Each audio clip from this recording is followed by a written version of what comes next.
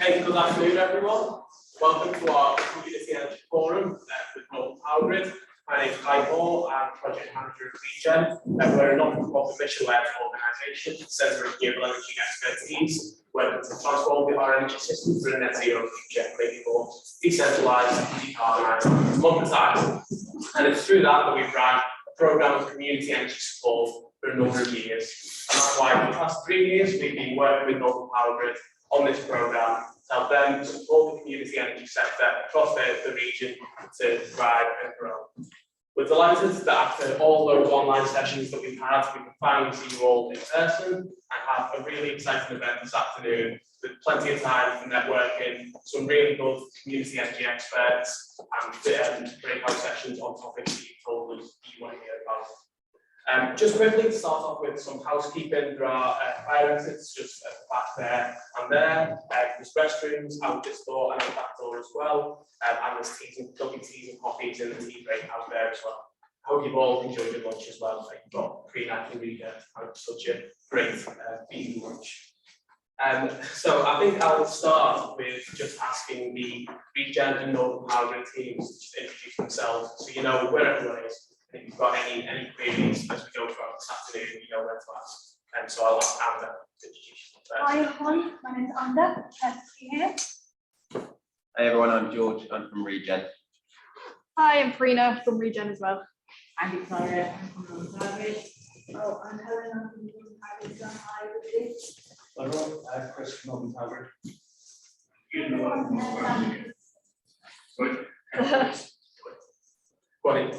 Yeah. Sorry, hi everyone. I'm Miranda from Northern Powergrid. Great, thanks everyone. So yeah, as I say, if you've got any queries or any questions throughout this afternoon, then feel free to grab any of us and we'll see what we can help. I'll just run through our agenda this afternoon. So as I said, hopefully you've all really enjoyed your lunch. We've just, first up, we've got Anna who's going to talk about the really great support the Northern Powergrid are giving to community energy, what they've been doing recently, and some quite exciting news that they've got to talk about shortly. Then I'm delighted to pass over to John Malone, who's the Development Director from Energy for All. They've got a range of services that they can offer to community energy groups, like we've got in this room today. And he's going to also talk to us about some of the business models that they're seeing come forward. So a great chance to hear from John on all sorts of support energy for all together, all sorts of business models they're taking forward. Then we've got another break, another chance for you to do some networking, since it's a rare in-person event for us. So we're really keen to give you as much time to do that as possible and talk to each other and have those conversations that you've not been able to have so much over the past few years. And yeah, again, the team will just be out there. Then when we come back, we've got our interactive breakout sessions, and these are really the chance for you to ask the questions that you want to ask, both to ours and Northern Powergrid teams, but also we've got some really good community energy experts in each of those sessions. So they're on topics that you've told us you want to hear about when we've been doing previous sessions online like this one, and you should have all chosen one when you signed up for this event today. But any questions on that, do let us know. So yeah, we've got one session on new business models for renewable generation, and John from Energy for All will again be helping us to go through that one. We've got 2 workshops because it was so popular. We've split the group into 2 for community energy beginners and other climate action groups, and we've got Alan from the North Eastern Yorkshire Energy Club and Rich from York Community Energy to take us through that one. And then we've also got one on public engagement, which a lot of people have told us they want to talk a little bit more about. So we've got Leanne from Community Action Northumberland and Paul from Harvey Power to take us through those ones. And then shortly we should, if a train's not delayed, be joined by Sharon from Community Energy England, who's their new Networks and Learning Officer. So we're really keen to talk to as many of you as possible about what CE are doing across the year, how you can get involved, and how they have sort of community energy network in this region as well to grow and thrive. Then at the end, we've got some feedback forms to give you all. We really do value the feedback that you give us, because we've got this programme with Northern Powergrid to support community energy, and through your feedback that we know what sort of things to bring you. And then at the end, we will invite you to stay for some drinks and networking, and hopefully find a nice outdoor space to enjoy the sunshine as well. So yeah, as I said, really delighted to see so many of you here today. We've been really impressed with the turnout we've seen. And I think it's really great to see such interest in community energy and climate action, particularly in the current context. The sort of role that community energy groups can play in their local areas has never been more important.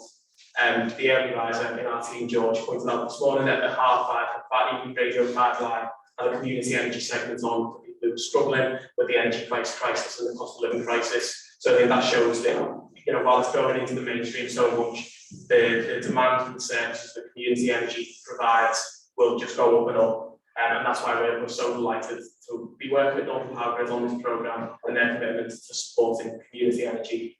And we hope that this session is useful for you all to progress your projects, whatever element of community and local energy you're looking at. So on that note, I will hand over to Alan, who is our first speaker of the day, to talk about Northern Powergrid's community energy work.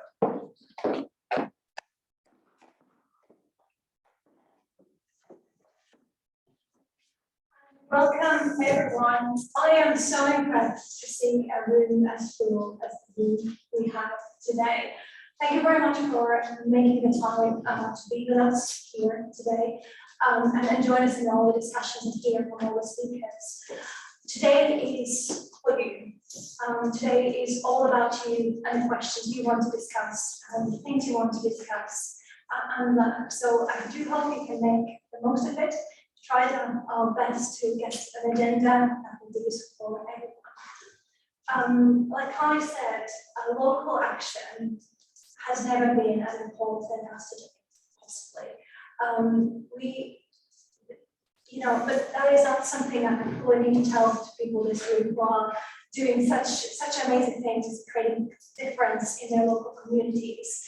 And trying to make great strides to tackle the climate emergency and reduce emissions locally.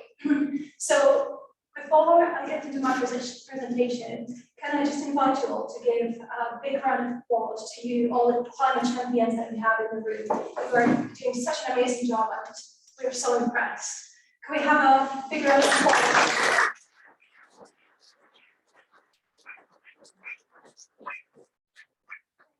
You're making such an amazing difference, and I hope there's more of it, and I hope we can really build that momentum and see more of that in the coming years. But yeah, I probably should introduce myself because I see a lot of new faces in the room. My name is Anna Bowman. I work for Northern Powergrid, and among the things I do, I lead on our community energy engagement program, which I'll tell you a little bit more about today. We have been aware of community energy and supporting community energy since about 2014. But the change in pace, I think, happened in 2020. So we, together with the region, we interviewed 17 local groups. And as a result of that, published a community energy engagement strategy with 26 different actions taken between 2020 to 2023. So we're in year 2 at the moment. And those are to listen to community energy groups, to inform them, to engage with you, to empower you and advocate for yourselves. And I should probably pause there for a moment and say that in 2020, we knew about 17 to 20 groups in our region, which covers North East, Yorkshire, and Northern Lincolnshire. We didn't know if there would be many more out there, but our work to date and you in the room prove us to be very, very wrong with that in a most positive way. So I thought I'll give you a quick tour of where we are 2 years since publishing those 26 commitments and taking action to support you in a meaningful way, the way that you asked us to do. sorry, 2 years on, and it's quite astonishing to put together, have a look at what we've on the journey we've been across the past 2 years. Not because of all the changes we've seen in the society due to different things like COVID, but we've had over 6,000 different interactions with community energy stakeholders in 2 years, and 2 years only. We were, as I said, if you look at the central image, we were aware of 20 groups in 2020, and now we know there are at least 80 out there. And that's likely an understatement of how many are there. We had 17 people sign up to our newsletter when we launched it in spring 2020. We have now over 170, and the number is growing. We've really seen a momentum and an interest in taking local action, in addressing the climate emergency, in supporting the communities. I think we'll all come together because of COVID and because of the emergency that we see unfolding around us. A few more things to call out in this image. 25 events. We've been organizing events for you, and we've been taking part in the sector events organized by others. And there's been 25 community energy events today in these couple of years. We also run a community partner fund, which supports different community organizations. There have been 22 different projects supported in the past 2 years. However, we launched our first community fund in 2014. It was Community Energy Seed Fund. And since 2014, in the small print here, you can see we've supported 81 projects with a total £243,000. £243,000 invested in local action, in local projects that really, through all your hard work, is making a real difference. So these are, of course, just the highlights. And then there's many more that we've done, and we're going to be publishing a progress update on our community energy page later on in April, where you can see the detail, the very detail that has been happening against these 26 actions.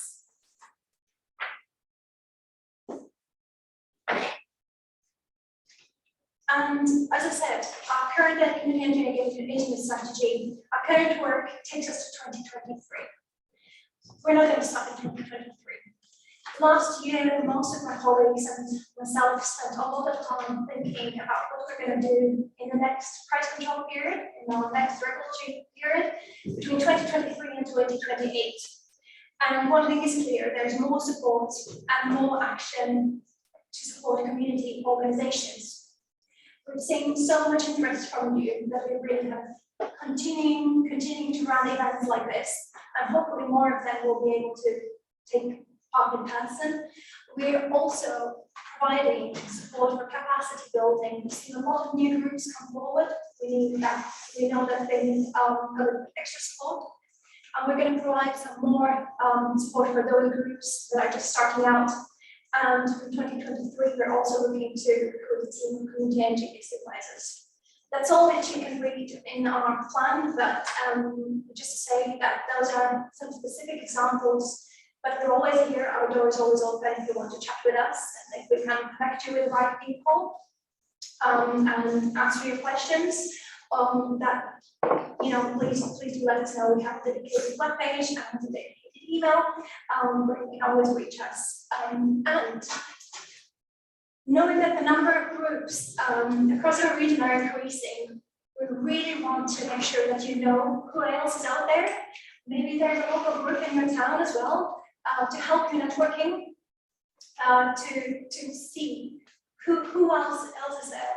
So today, I'm really pleased to launch a campaign to promote the visibility of the local groups who are making a difference, to help you reach each other, to let us know, how many organizations that are making a difference. So please put your community on the map. We have a QR code here in my slides and some one of these hole there as well that you can scan.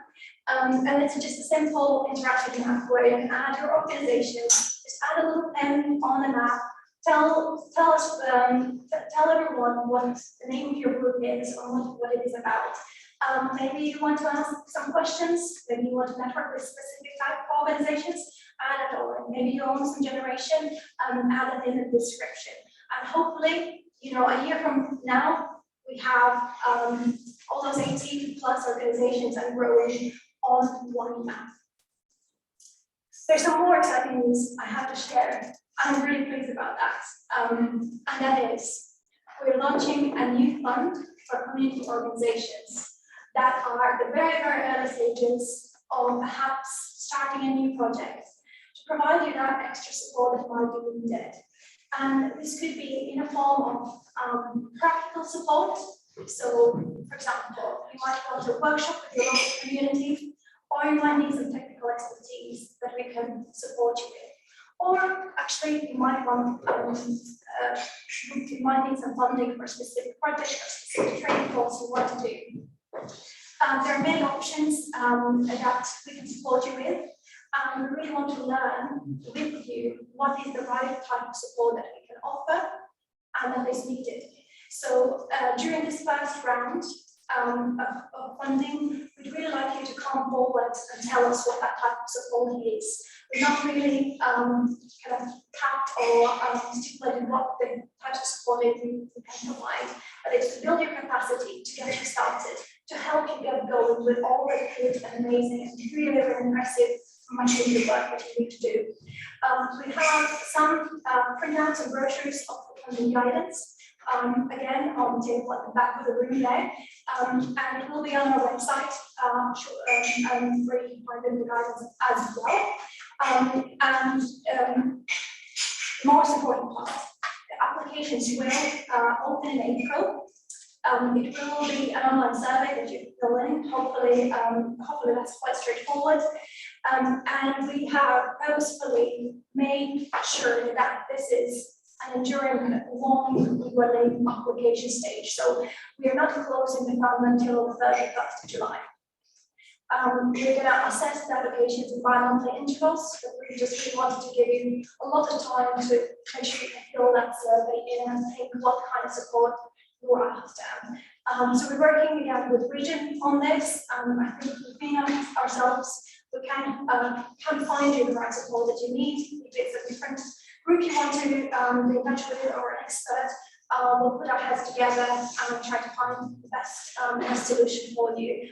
Do email us with any questions about that as well. And then I suppose on this note, this is my last slide, by the way. There's one that says thank you as well. But on this, I wanted to ask you in the room, because you're local to your communities, you know what they do, you know other organizations perhaps in your area. And we really wanted to ask you what would be the best way to promote this, to make sure that we reach not just those of you that are in the room today or visit our website, but we make more organizations working on climate emergency and reducing their emissions, on launching energy advice, launching different projects, aware that this exists and that we can support and provide help to them as well. And then finally, to make this even a bit more interactive, I would like everyone to have a look at this on your tables there. We have a little bit of post-it notes there, these small files there. So during the day, you can think of some questions, ideas, maybe your highlight of the day, or kind of a reflection, write it down and post it on the board there. See it maybe as our local messaging notice board.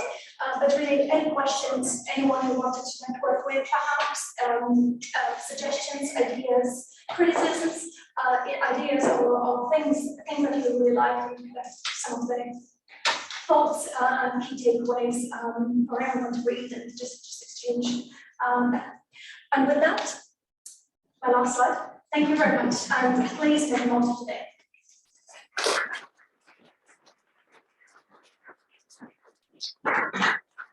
Thank you very much, and yeah, we've been delighted to work with Northern Powergrid to help put together that fund. And as I said, you should find the information you back in the room and online as well. So do keep an eye out for that, and let us know how, like Andy said, if you let us know how best We can promote that to maybe reach some people that aren't in the room today, and some people that don't typically access that sort of funding. That would be fantastic. But yeah, now I would like to hand over to John from Energy for All, who's going to talk about the support they can offer and some business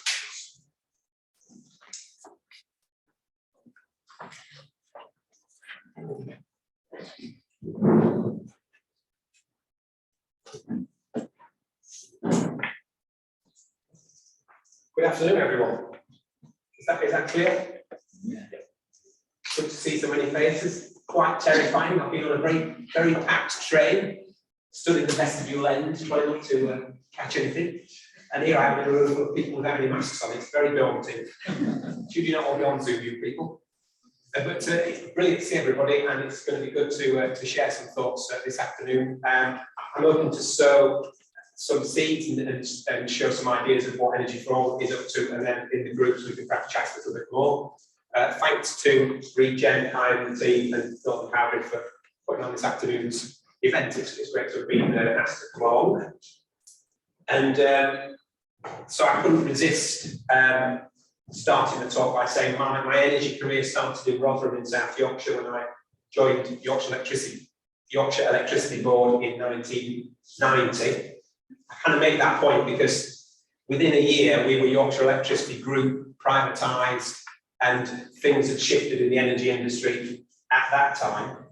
And I remember then at 33 and 66 kV design office, we were getting inquiries for wind farms, initial inquiries funded by the non-fossil fuel obligation for 2 and 3 wind turbine sites in Yorkshire. I moved on from Yorkshire Electricity and moved firmly into the renewable energy sector, working in the UK and in Eswatini in Southern Africa, before I joined Energy for All 15 years ago, which is where I've been since. And I guess I switched to renewables, not because I had a great awareness of climate change back then, but because renewables just seemed a cleaner, more environmentally friendly alternative. And it also seemed that it was a good way of making use of a dispersed resource, which struck me as being much more democratic. It should be individual, corporations controls, but this gives an opportunity for people to control their energy resources. Since then, there were changes back then. Since then, there have been a lot of changes, and obviously over the past few years, the speed of change. Talking to our Northern Powergrid colleagues, smart grid digitisation, data. Everything's moving very, very quickly, and the scale of changes has increased dramatically. It's difficult for community groups often to navigate that, to cope with those changes, and to make the best of the opportunities that those changes present. And we saw with the feed-in tariff that the feed-in tariff had provided massive support to community groups trying to deliver their own energy generation projects. And when that disappeared, it became a real struggle in many ways for community groups to keep going. And the question about what business models community groups should be thinking about is very relevant and continues to be so. So I'm hoping to share a few examples of projects that Energy for All continues to work on post-FIT. And I'll come on to that, which hopefully will show some ideas that we can discuss in more detail. But I just wanted to give you a little bit of background on Energy for All before we kind of go any further. So, yeah, Energy for All is a co-op of cooperatives, and the cooperative model resonates very well with the mission of trying to increase the amount of renewable energy generation, but to do so in a way that allows ordinary people to get involved and leaves the control in people's hands. Yeah, we were founded, and the cooperative model is very familiar to the community energy sector, but not something that the wider energy sector is that familiar with. So it seems very appropriate and pioneering for the community energy sector to push that collective democratic ownership model as much as possible and make the wider energy sector aware of that. The UK's first community-owned wind farm, Harlock Hill in Ulverston in Cumbria, was owned by 1,300 individuals, pioneering individuals who came together to take ownership of that wind farm and set up the Bay Wind Energy Cooperative in 1997. In 2002, the Baywin members forwent their share interest payment from the turbine operation and used that money to invest in the startup of Energy for All, with the idea of delivering that mission, more renewable energy and more cooperative ownership across the UK. So having been set up by a cooperative, Energy for All, we're very much steeped in cooperative ethos, and we have cooperative values and principles at our core. Since then, we've moved on to set up a further 30 energy co-ops across a range of technologies and across the UK, as you can see there. In the Northern Powergrid region, we have a single 500 kilowatt wind turbine just outside Barnsley near Grindthorpe, which is owned and operated by the Four Winds co-op that we support. And we are currently starting a project in Scunthorpe with North Links District Council, looking at a multi-solar roof installation mainly on schools in Scunthorpe and in the wider area, which I'll touch on a little bit later. We've got now 23 staff members, the key activists are the volunteers who join the co-ops and come through the co-ops to join the boards of those co-ops, and the wider volunteer support we get. They're the key activists that make these projects work right from inception through to the support they receive from us to delivering ongoing operation. And it's taken £82 million to deliver those 31 co-ops, which have been raised through public share offer in the case of each cooperative, alongside some bond offers, and sometimes some commercial debt is brought into the projects as well. And there have been 17,000 individual investments in those co-ops to make all this happen. So people committing themselves financially, but also in terms of activity as well, to try and deliver the community energy cooperative vision. So we Energy for All are a co-op of cooperatives. We're self-financing through the fundraising fees we take when we support a co-op to raise this cash, and then through ongoing administration services that we provide. And that money, we're non-profit distributing, so that money is reinvested back into the mission to deliver more co-ops. And the societies, the co-ops and community benefit societies that we help set up, they work together, they cooperate to try and share experience, to support each other, and some of the more established co-ops may provide short-term loans to the newer co-ops to help them get off the ground. And so, in fact, Energy for All finds itself as a community-owned renewable energy developer, really. And new groups can access this support. We provide support to new groups. If that's of interest to anybody today, or you know groups that may benefit from talking to us, then feel free to speak to me or put them in touch. We have only limited resources, so we do have criteria around who we can commit to help. And we're looking for organisations that have reasonable scale already in terms of the projects they're trying to undertake, or have the aspiration of aiming for a significant project base. And we also need them to commit to the model, to the cooperative model, and one co-op, once established, supporting the other co-ops who are being developed.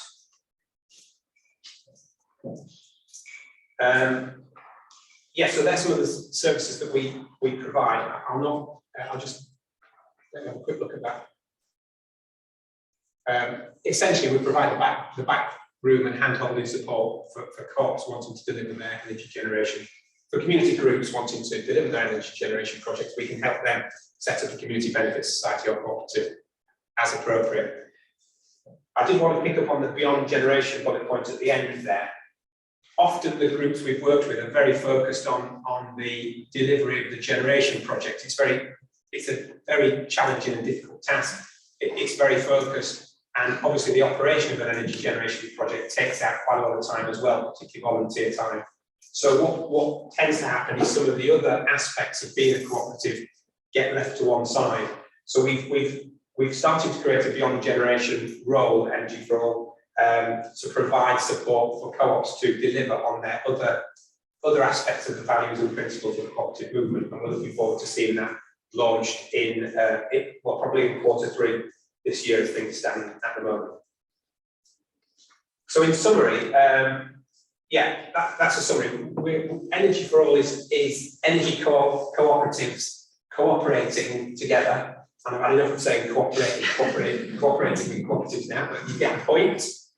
Yeah, and that model has helped us to deliver a diversity of projects, a diversity of scales, and a diversity of technologies. And what I'll move on to now is just sharing some of the current projects that we're trying to, that co-op base is now helping to support new projects coming down the track, and I just wanted to share a few of those examples with you now.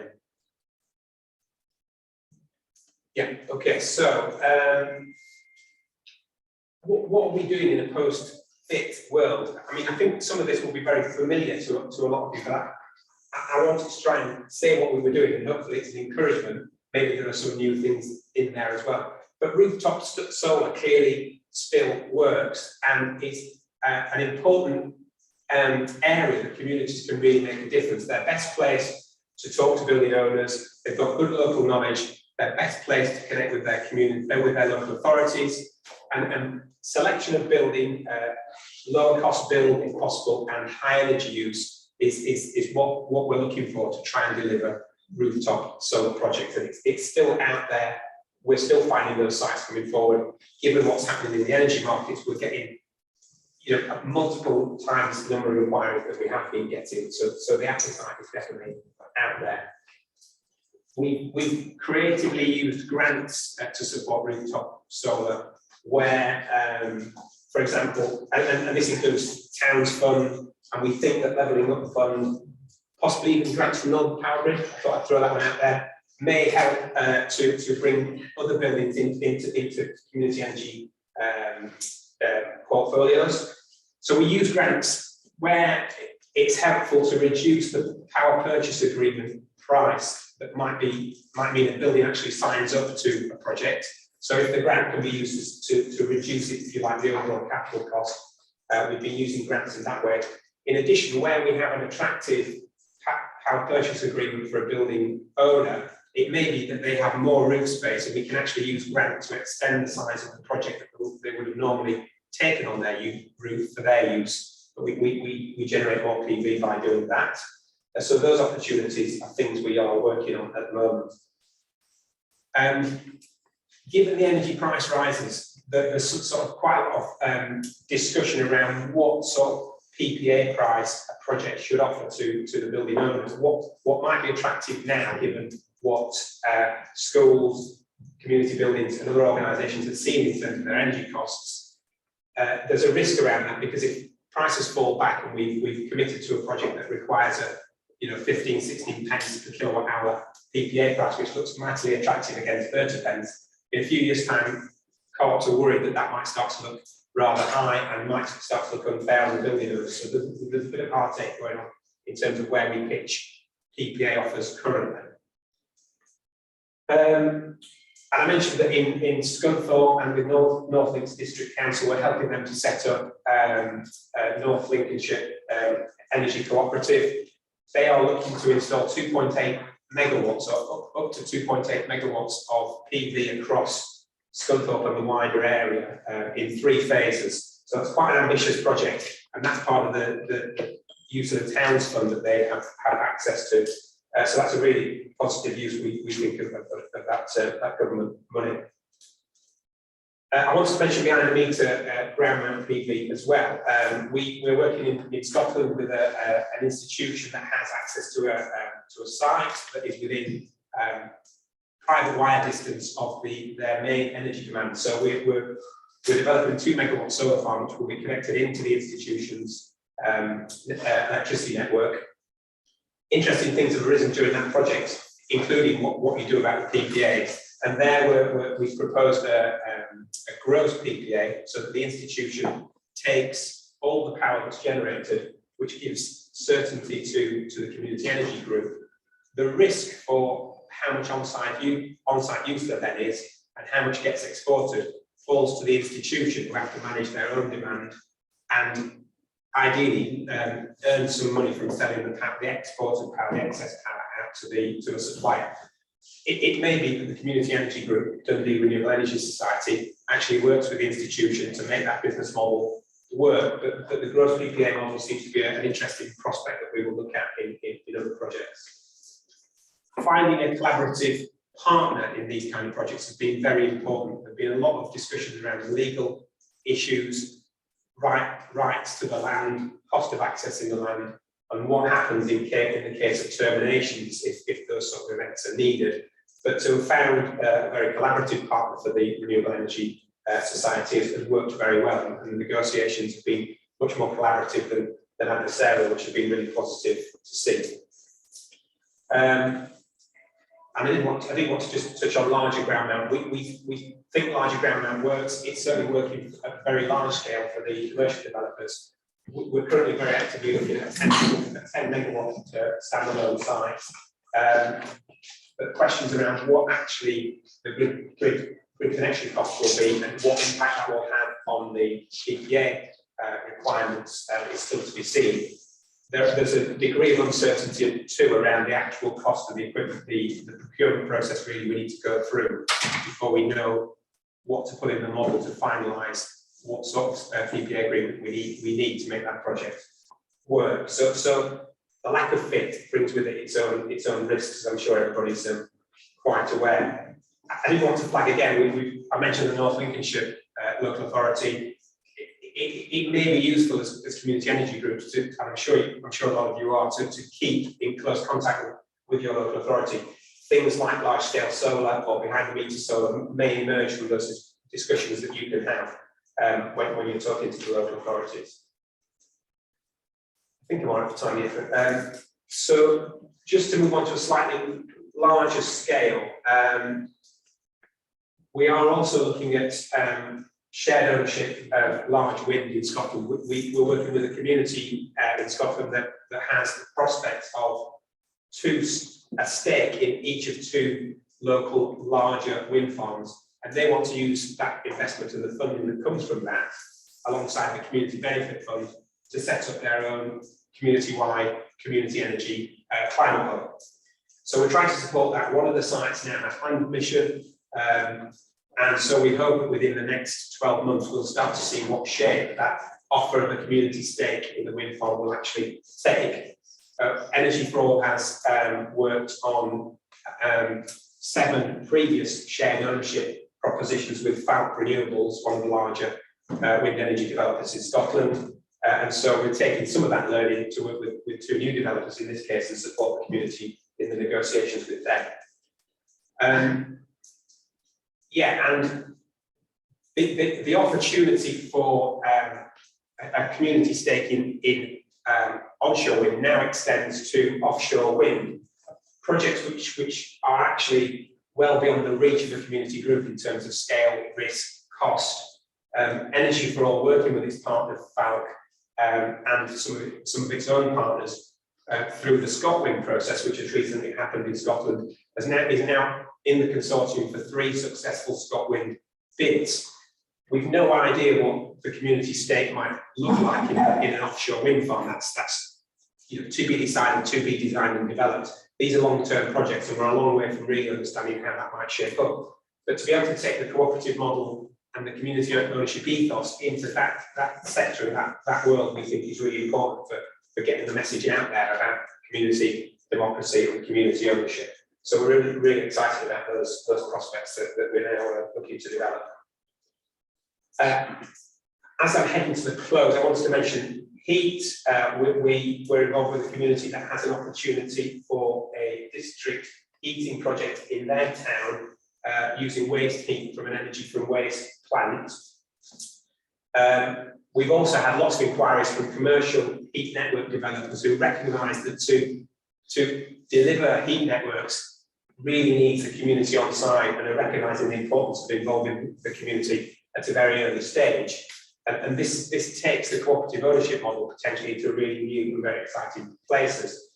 Although, we should be able to draw on things that have been happening in Europe for a long, long time, in particular Denmark and the cooperative owned heat networks that there are there. Delivering heat as a community entity raises lots of issues around dealing with individual purchases of that heat, security of supply, billing, bad debt, and so on. And we will need to work with the right partners to ensure that we can deliver heat networks to appropriate standards, deal with breakdowns and so on.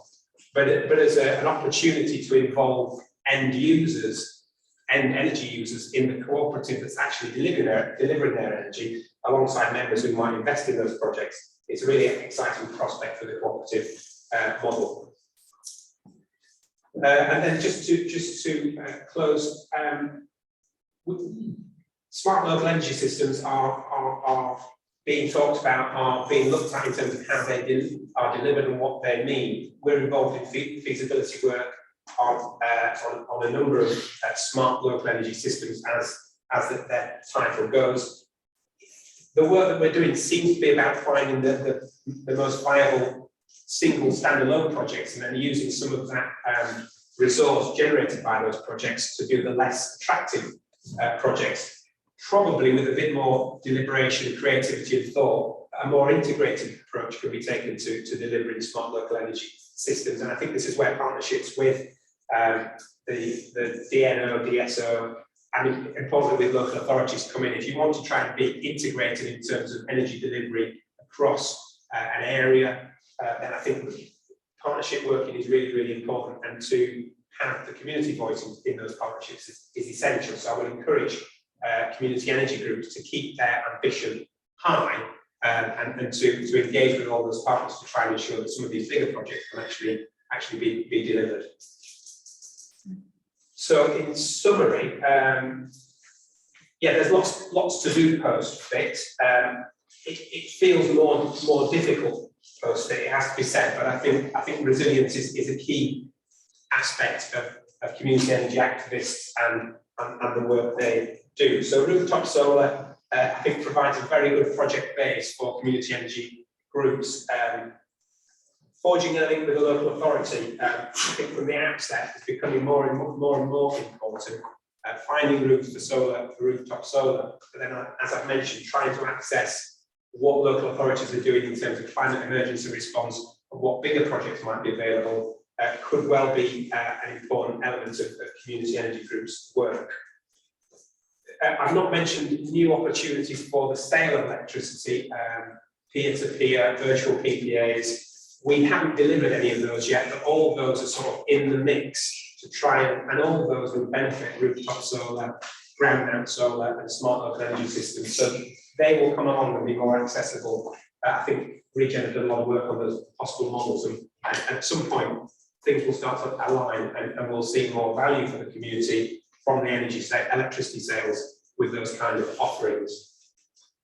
I'll just repeat myself with the last point to round up. I think community energy groups should have ambition. You might think about starting small and getting a group of groups together to launch a PV rooftop project, but the support is out there to support your bigger ambitions, and I think it's important now with where we are in the energy sector in the world that we do as much as we can.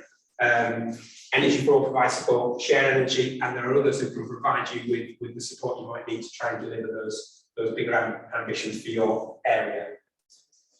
I probably missed loads out. Storage is on the list, and you know, there's loads of things we might want to talk about in the session, but I'm happy to take any questions now.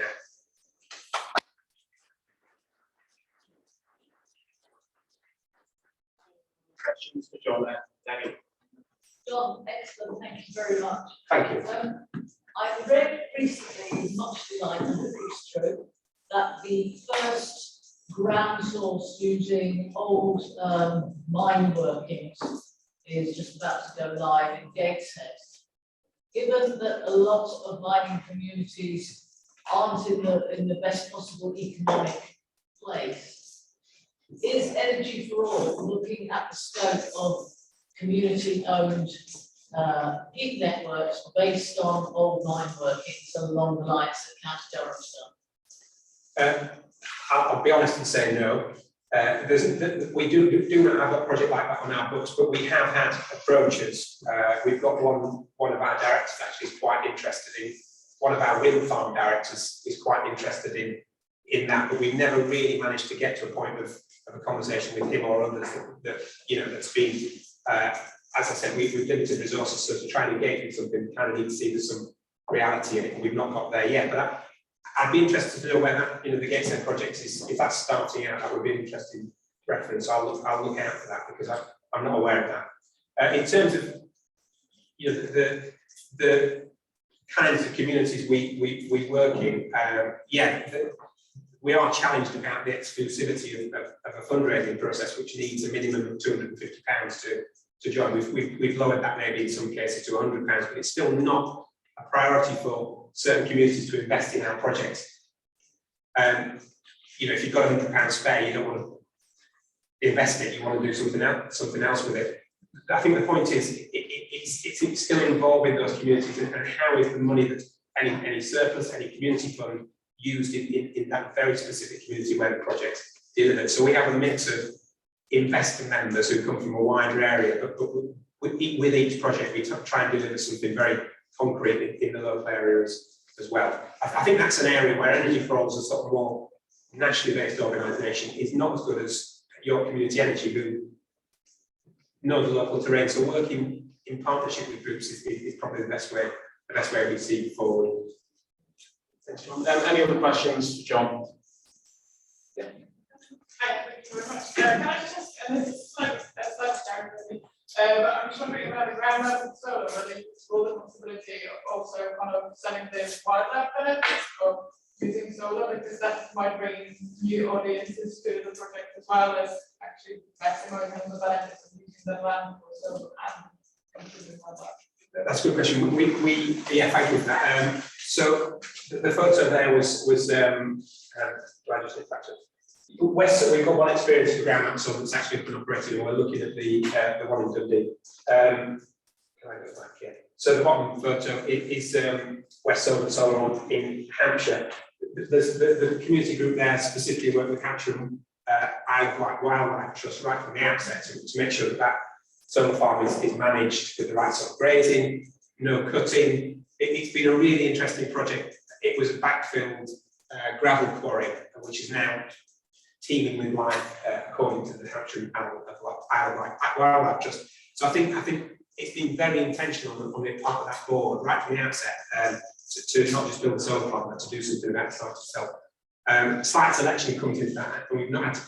That was easy because it was so inert when we started. We didn't have the tension about what we were putting the solar farm on in terms of previous use of that site, and I think that's an issue also to be borne in mind when you try and make those decisions. But we would fully encourage and can show an example of how a well-managed solar farm can improve the ecology of the site. Thanks. Yeah. Question on that. Yes, on this slide we've got various alternatives for renewable energy systems called rooftop solar. Some of these can involve quite complex regulatory and contractual issues, whether it's with virtual PPAs you mentioned, or with private wire agreements, which are also regulatory way very complex. And Energy for All provides support advice on these issues. So did you say how do we provide? Energy for All provides support advice on these issues. Yes, not to. To be honest, we're generalists. We have legal expertise, we have financial expertise, we have engineering expertise, we have planning knowledge. But we would never go forward if we needed specific expertise. That would be part of the development process to bring the right lawyer in or the right planning advisor in to make sure that we were, we were fully understanding what we were getting into, and that's the kind of questions we ask and the support we were trying to provide. Thanks, John. I would just ask if anyone else has got a question for John, either grabbing in the tea break or during the breakout discussions, because it's time for tea break. Thanks again, John.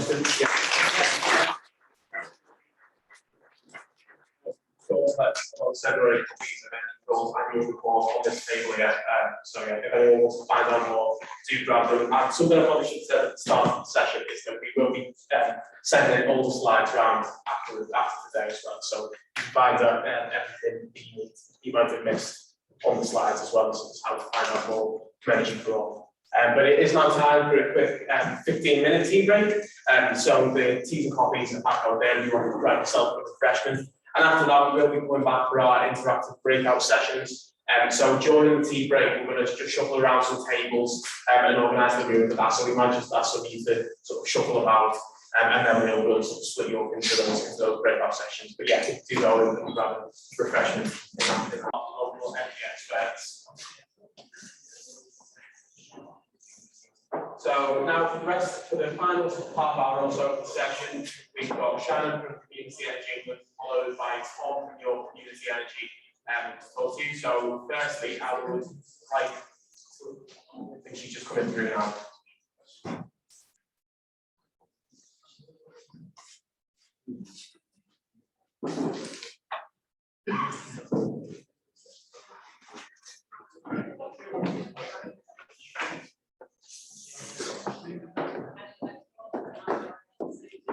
Just give us a second, I think we need to locate Shannon.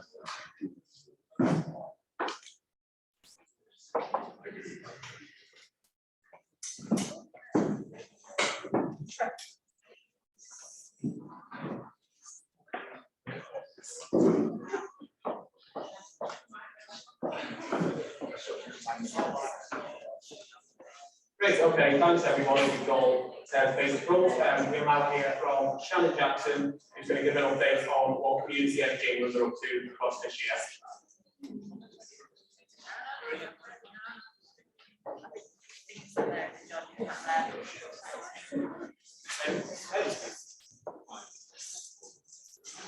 Sorry everyone, I prioritise Peter.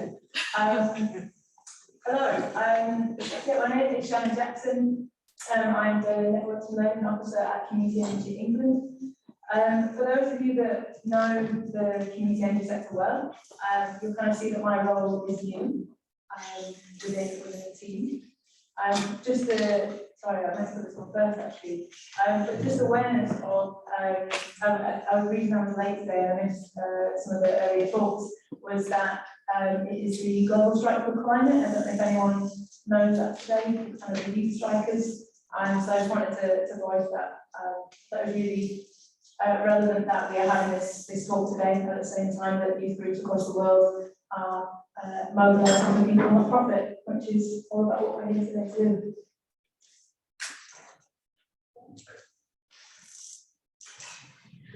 Yes, my role at Community Energy England is new, so we're kind of known, and it's building on a legacy for what we've been doing for the past few years, which is trying to bring together the sector, to be the voice of the sector, to advocate, particularly to be in the link with national government phase. But what we're looking to do, and why I'm here over the next year, is because CE is also looking to change its role and to build on particularly trying to be a national networker and supporting learning across the sector. So we have over 270 member organisations already, but we also have extensive links across the sector, including across the energy hubs and the Rural Energy Community Fund, as well as increasing links with local governments. So I was just saying in the breakout rooms, we hosted an event last week where we had 100+ councils. So just kind of spreading the awareness that we are looking to support you as much as possible in building the networks that you want to see over the next year. So the key question is who you want to connect with and how can we help? And that's my job.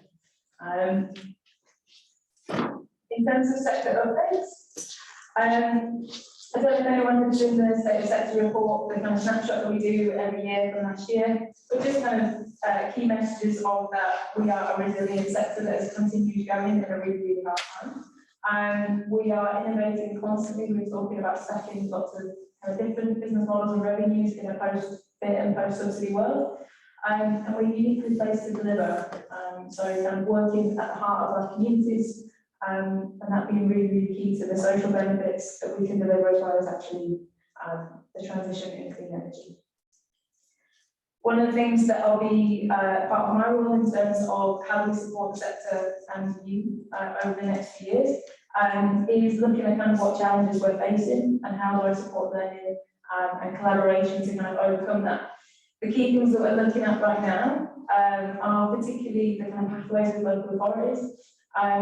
We're recognising as well that skills and capacity is really, really low in the sector or hard to distribute. There's a lot of volunteers trying to do a lot of stuff on unpaid time. So we want to support that over the next year. We want to support with kind of system complexity and the regulation and navigate lots of different things. And we're looking to support with funding as well. So this is what you can kind of expect in terms of our resources and my role, but also our team over the next year. We're going to have the continuation of our events, and I'll touch on Community Energy Fortnight, which is coming in June. But we are here to kind of connect the sector through our events. The kind of latest funding, we're doing a lot of work. Someone mentioned in the other room about the new levelling up funding coming to the local authorities. So we're going to be kind of forefronting all the information on that. So if you want to stay up to date, we have the Community Energy website and also our newsletter. So that's the kind of best way to stay up to date with funding, the news, and other things that are coming along in terms of jobs, internships, things. Opportunities to kind of promote your own work, your shareholders, your events nationally. And at the same time, we also have started the online forum media. So for anyone that doesn't know that, it's just a place to connect all of you up and to support that. And you can ask any questions you want, and we also ask questions to kind of connect up the sector. Over the next year, the thing that I've been looking to do is supporting and connecting up with the local authorities, building those skills and capacity, encouraging more kind of peer-to-peer.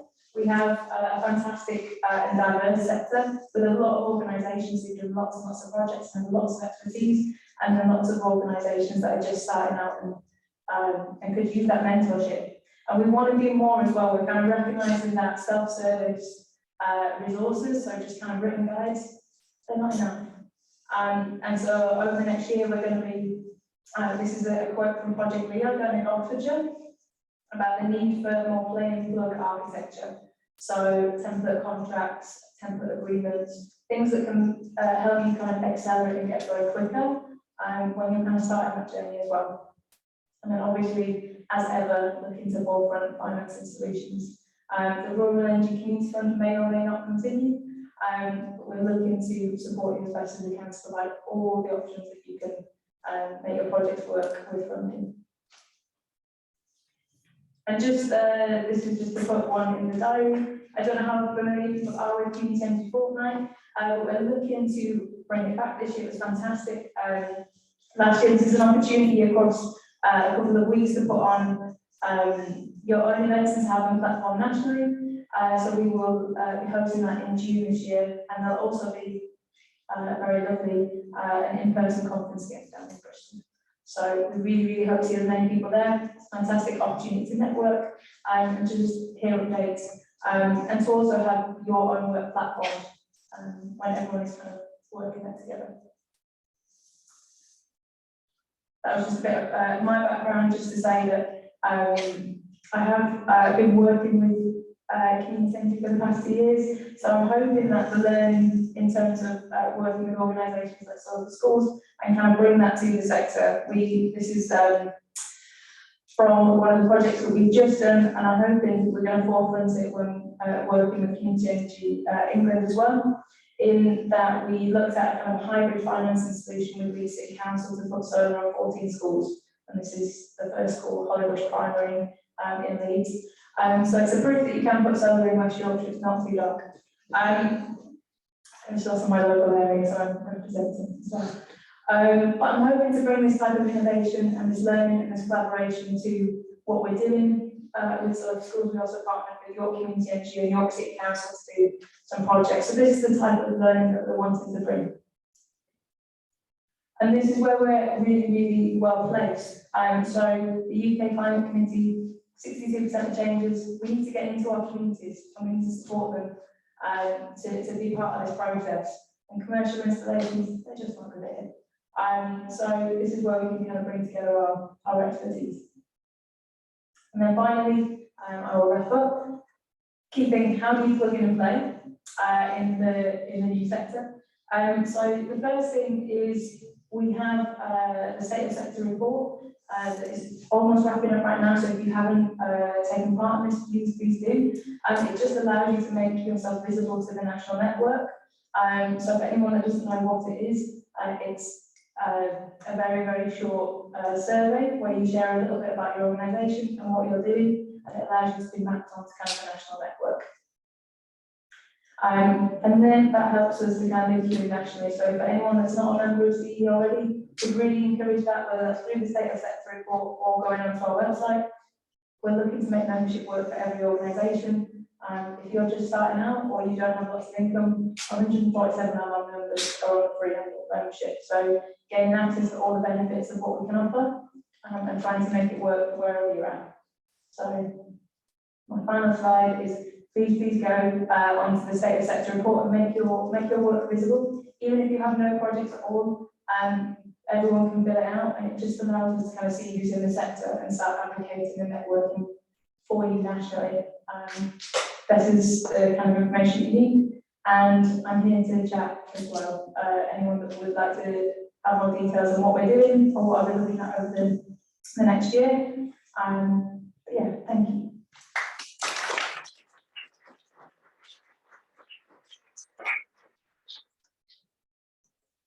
Great, thanks Shannon. And as Shannon said, if anyone's got any questions for Shannon or wants to chat to her more about the work CE is doing, then do grab her just after the session.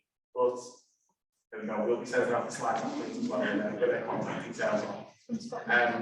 But I'd like to now welcome our final speaker, Tom from your Community Energy, who's very excitedly and very aptly talking about decarbonising heat with community energy. So Tom.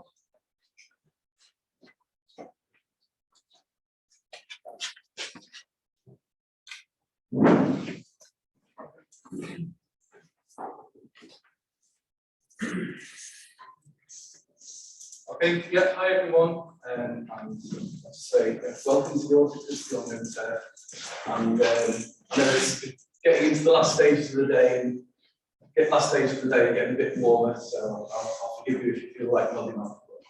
I'll try and not make it too boring.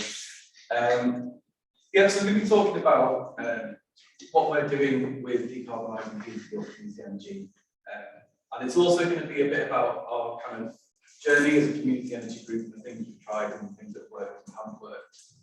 So just to gauge, there are a lot of groups in the room who are sort of quite early on in their journey, kind of thing. Can you show of hands? Okay, phew, there's at least some of you, that's good. To be kind of relevant to some people at least. Okay. Oh, that's good. Thanks, Tom.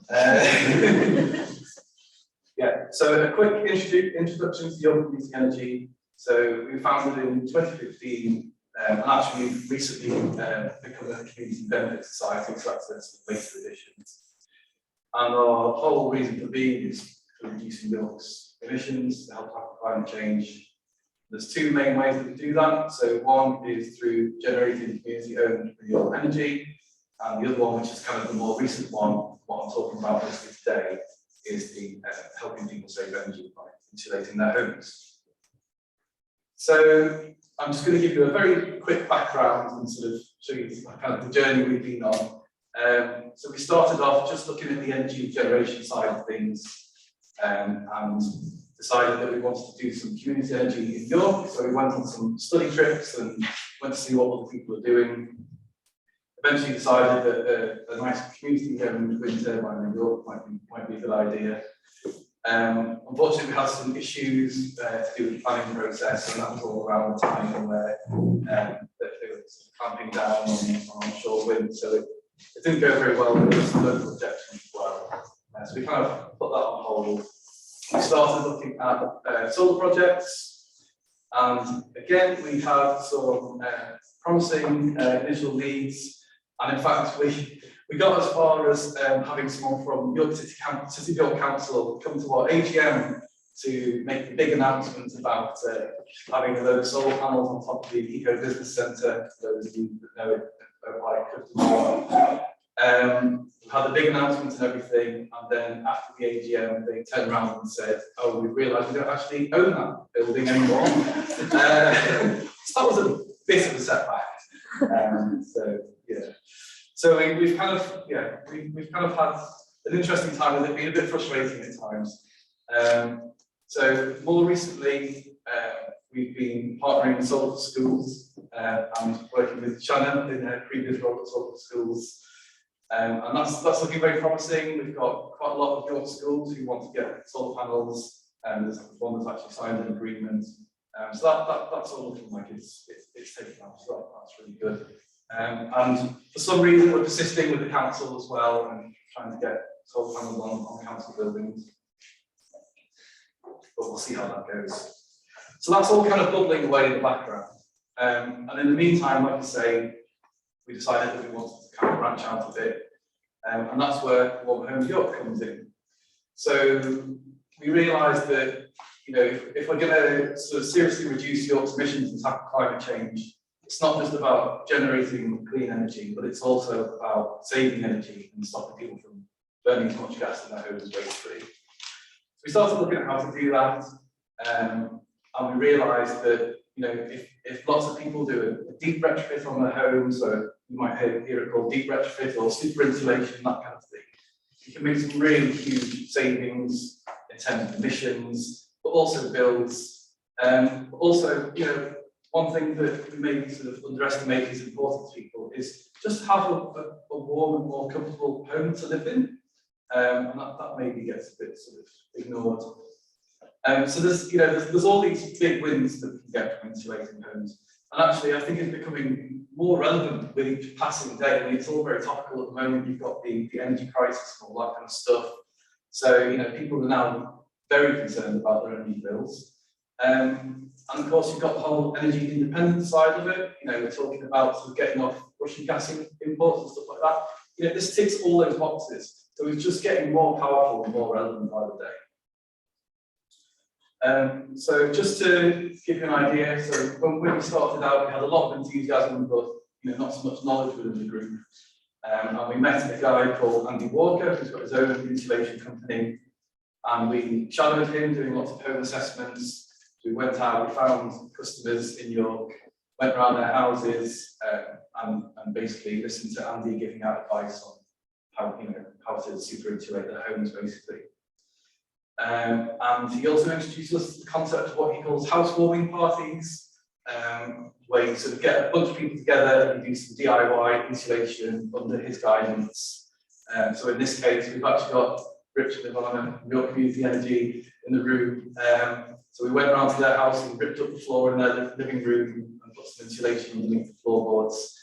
So that was a really fun activity. And the idea behind that is that it's something that then you've learned the skills, you can then go and do it in the rest of your house, or you can go and do it in your friend's house and sort of spread the word that way.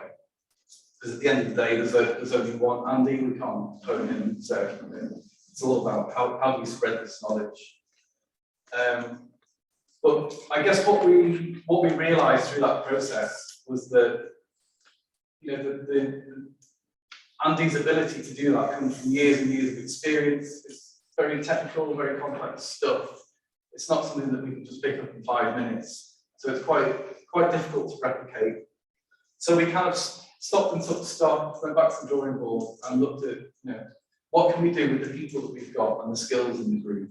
So we started to look at education and advocacy, and we did a bit of training with Carbon Co-op, if you know them in Manchester, who do their own home retrofit service. And so they actually very kindly came down and did they gave us a draft proofing workshop. So we basically, Saturday morning, we sat down with them, they ran us through this presentation about how to draft proof your home. And then the challenge was, in the afternoon, we then had to give that same presentation to a bunch of people who came along.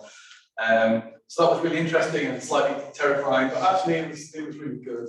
And we've actually put on that draft proofing workshop a few more times since then, and it's always very popular. The other thing that we did was we got a thermal imaging camera, and we got some training on how to use it and how to interpret the images and things. And then we started going around people's houses with the thermal imaging camera and finding all the thermal weak spots in their homes.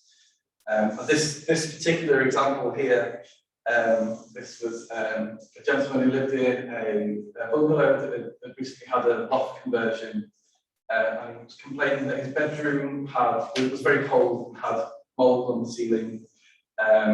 And we pointed the camera at the ceiling, and you can see there they just didn't put any insulation back when they did the loft extension, which is pretty criminal, really. But so it's quite useful for picking up things like that.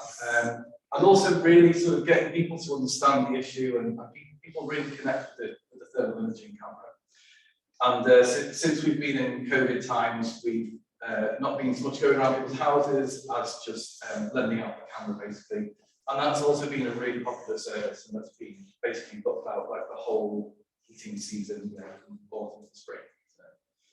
And the other thing we did is we started doing some talks online, because then the pandemic hit. We started doing talks about how to build back better from the pandemic with a retrofit revolution and all this kind of stuff. And then of course, straight after that, the government brought out the Green Homes Grant, which was a massive flop, but there we go, you can't win them all. And then something interesting happened. We were very fortunate to meet a lady called Maria. And so Maria is a retrofit coordinator, and so she is basically qualified to go and do deep retrofit assessments. And so she was very interested in working with the group, and she's got her own retrofit assessment company called Retrofit Plus Architecture. And so she was happy to work with us to go around and do home assessments. So rather than us kind of shadowing, we were more kind of like assistants. So there's some money coming into YCE as well. So it's a paid retrofit assessment service. And yeah, so it's as lovely as it is to do things on a voluntary basis. If we're going to scale things up, then people need to do this the full-time job. If we're going to retrofit in the homes to meet our targets and everything. So it's really, we started kind of turning this into a business, a non-profit business. But now we have the ability to go and do these assessments, get paid for it, and that's really been the real game changer. So you can see here, this is kind of a sample from one of Maria's reports. Basically, what we do is we go around, we talk to the homeowner, we talk about their energy usage and their habits and all that kind of stuff, what they're planning to do with the house. The people that we're talking to, they've got potentially tens of thousands of pounds to spend on retrofitting their home. So it's a big deal. It's not a cheap assessment, yes, but it's quite cheap compared to what they'll be spending on the retrofit. Yes, we're able to do that assessment, and then Maria does lots of measurements of all bits of the house, puts all the numbers into a very complicated bit of software, and then produces a report at the end of it. It's a very detailed report, lots of facts and figures and graphs and things. And basically, it tells you what you need to do to drastically reduce your heating demand. And it kind of breaks it down into 3 different stages. So, people don't necessarily want to do it all at once. But if they're going to do it in stages, you get kind of an order of work to make sure that doing something at the start isn't going to conflict with something you do later. So it's a really great report people get out of it, and we're able to be a part of that and help them kind of do the communication with the customer and all that kind of stuff as well. So we kind of add value around Maria's core assessment service. The other thing that we've started doing as well is what we call home energy checkups, and that is a kind of lower tier home assessment. Because now we've got to the point where we've learned a lot along the way. We can do a certain level of assessment ourselves, maybe not the same level that Maria can do, but we have our own kind of criteria for the level of knowledge that you need and qualifications that you need to be working towards and stuff. So we can do our own lower tier assessments. And I have to say those are quite popular as well. So not everyone has multiple tens of thousands of pounds to spend on retrofitting their homes. So we're trying to cater to every portion of the market. So challenges involved with all of these things that we still haven't resolved. We need more retrofit coordinators. We only have one Maria, and she can't dedicate herself full time to our service. So like I said before, we need to scale this up massively. We can't code Maria, so we just need more retrofit coordinators. And unfortunately, they are like gold dust. So if you've got one in your area, find them and hold on to them, because they really are like gold dust. the big issue, of course, is once we said you need to do X, Y, and Z to retrofit your home, who are you actually going to get to do the work? And this is a huge challenge. So we need to find installers who can do this work, but also we need to train up installers, and we need to get into the colleges, and we need to train up the next generation of tradespeople as well. And that, that's something that we've only really just sort of scraped the surface on in York, and we're talking to your college and things like that, and trying to get that ball rolling. It is still a niche market. It shouldn't be. We need to make it just a completely normal thing that you do, like getting a new kitchen or something. That's the kind of level that we need to be at.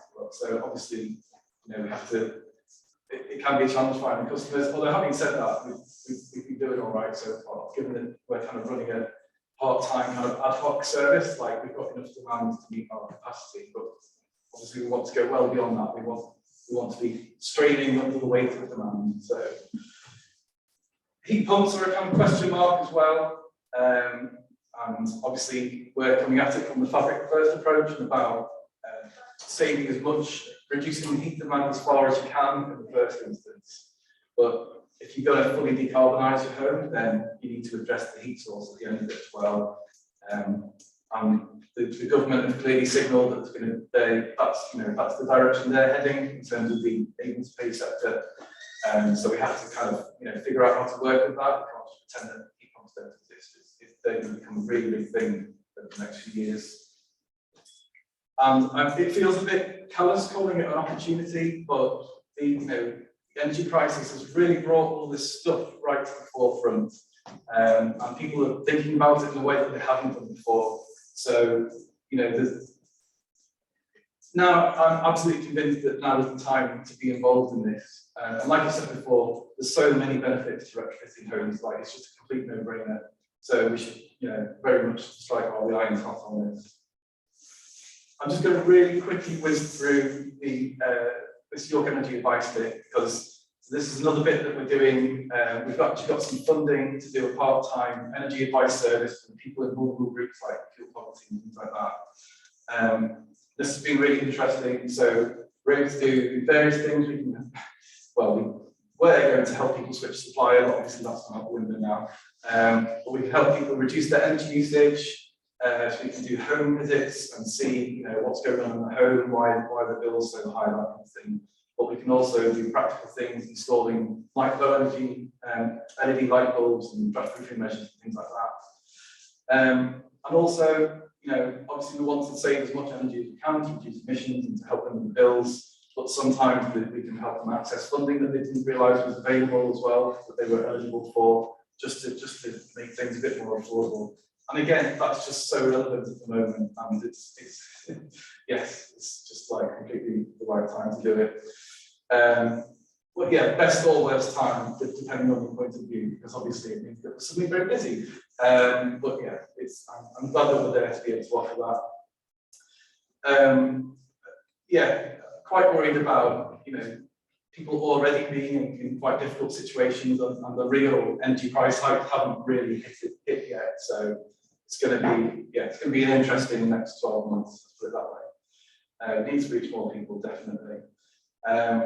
Sorry, I'm just kind of whizzing through this slightly.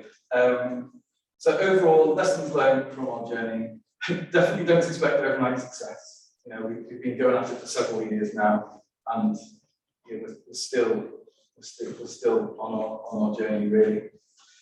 Play to strengths. So work out what you're good at as a group. If you can find new people to come into the group with new skills, then great. But don't try and overextend and sort of do things that you're not great at. Never stop learning, really important. We've learned so much in the last few years, and it's opened so many doors. It's just been really valuable. Also, because the landscape keeps changing as well, we have to be really adaptable.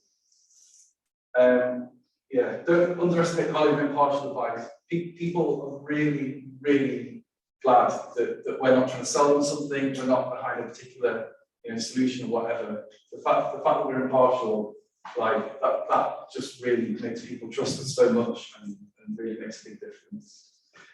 Forge partnerships, don't go it alone, for the council or the groups or whatever. you know, it's kind of sounds corny, but we really are better together. Yeah, and just make some noise. You know, don't be afraid to sing and dance about what you're doing. People really get it when you actually engage them in it. You know, it's quite a niche subject that we're talking about, but when you talk to people about it, they really get it. They're really enthusiastic about it. You know, we're presenting positive solutions out there, and you know, doing it from a good sort of moral standpoint. So people really get behind it once they realise what we're all about. Yeah, and that's it from me. Thank you very much.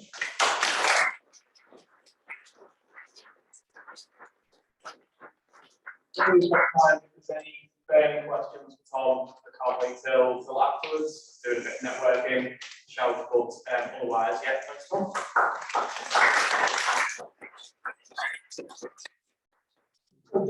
Just one thing. Harrogate College has worked with Carbon Co-op to do these statutory introductions, the retro builders to get them into it. So they just built on your thing, but that is at least something that's happening in your trying to train up a few more people to have a way. Yeah. Yes, no, it's great what Harrogate College are doing, and we're trying to get your college to do a similar thing. It's been slow progress, but yes, definitely got it. Yeah. Great, thanks, Tom. Great, so that sort of brings us to the end of our session this afternoon. It just leaves it to me really to thank all of our speakers. So we heard from John, Shannon, and Tom as well. So if you could just give a round of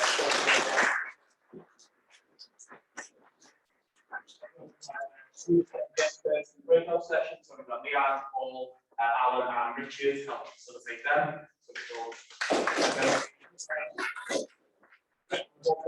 Especially thank the Northern Powergrid team, so Anza, Helen, Vic, and the rest of their team, and for them for the continued support of community energy. It really is great to see, and also to the Regen team. I'm sure you've had plenty of emails of George in the lead up to this event, so it's great for us to see that they've worked, and there's been such fantastic turnout at this event as well. So yeah, and then just thank you all for coming. Please do give us your feedback.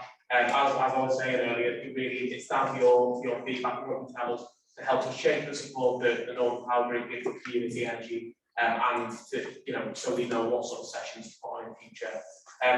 Coming up, as well as the community energy new seed funds that the Northern Powergrid are bringing out, we will have some community energy training sessions sort of online later in the year, so do keep an eye out for them.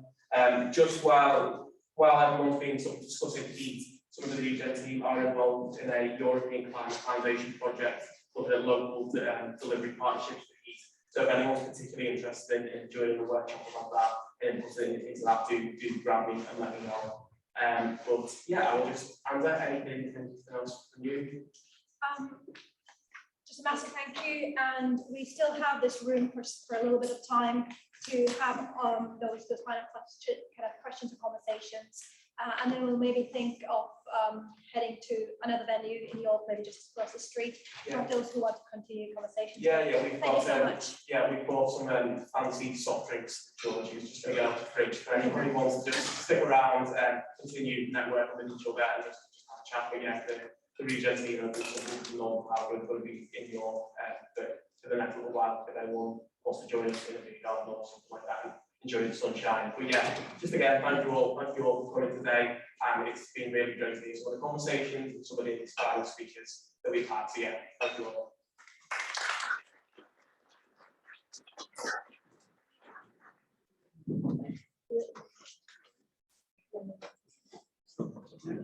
Please leave the badges on this table at the front, be recycled.